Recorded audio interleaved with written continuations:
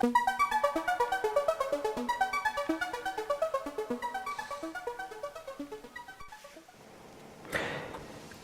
we go with a review of a Worx WG349E extendable pole saw.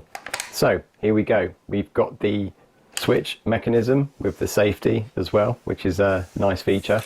You've got to be quite careful with these products. This has been used for a few weeks and I found my straps broken, but I have been using it quite a lot and been a bit rough with it, so that's just something to bear in mind.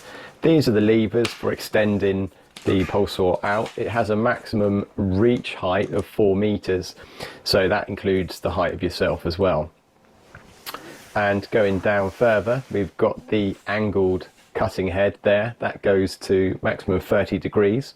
It's a 20-volt unit, this, and there we have the tank for the chain oil and the guard for the bar. The bar is a 20 centimeter bar, 8 inches. It's got no nose guard on the end, so it is the full 20 centimeters, 8 inches you get. It does weep a little bit of chain oil, might be me where I haven't cleaned it the last time that I used it, so no major leak at all there. I just think it's down to my maintenance or lack of it. So there we go, nice sharp mini bar there. It's all fully adjustable, the chain. You just undo the release mechanism on the side and that will all pop out. So yeah, the battery is a 2 amp hour battery. Gives you a run time or cut time of 20 to 30 cuts. I give you that figure because that's based on my experience. The battery itself is a Workshare 20-volt battery, so that can be used in all other Worx 20-volt battery products that feature the Workshare. What else? Yeah, the charge time was an hour, and there's a battery charge indicator on there that you can see how far or gone the battery is and if it does need to be charged or not. So nice little charger unit there. It's got the different indicators there of different lights that might come on. I've only ever seen a charging light. I've had no overheating batteries or dead battery, obviously, because I haven't had this a huge amount of years. So we're going to have a look at it in a minute out in the wild, but there you go. That's the charging. And like I say, that is 1 hour to fully charge that. I haven't actually been out with it and fully flattened it because I don't tend to do a lot of tall tree cutting or branches. So, and here we go. This is a Devon bank, so the trees are raised off the ground and it's quite awkward to get into the trees. And this was basically recreating or restoring a Devon bank hedge.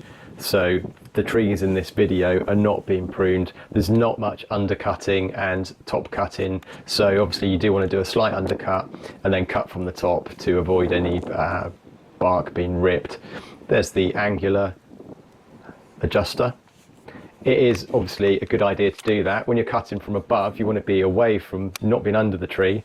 And also you want to be cutting with the blade horizontal to the top of the branch.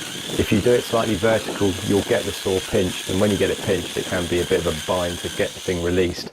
So yeah, I've got my safety glasses on there, my reading glasses. Ideally, you should be wearing a helmet with a visor as the safety protection, and I'll show a link to that, and also the link to the saw itself, which I bought off Amazon.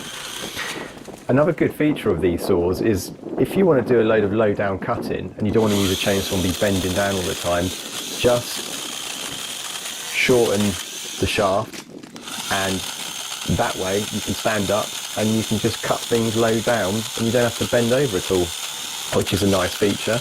And you can also chop up branches and that low down, so that's something to bear in mind. If you don't want to be up, like getting up and down, bending down with a small chainsaw, you can obviously use one of these.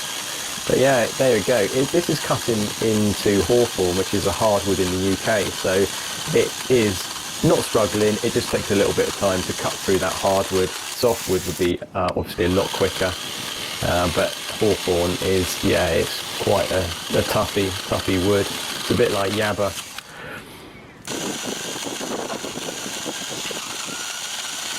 So here we go.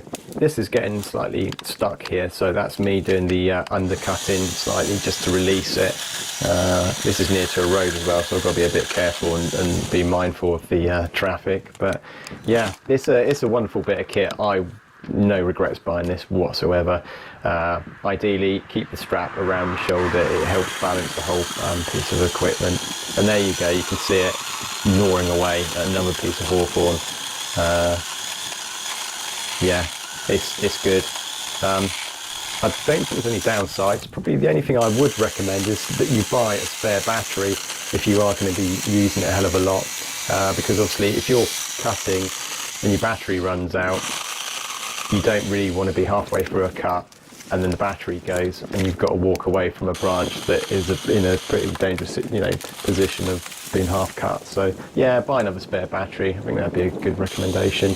You can buy the saws with just the bodies, so if you do have a problem and it's not under warranty, you can always just buy the body and reuse your existing battery. So yeah, hope you like the video. Don't forget to rate, subscribe, and I'll see you on another one.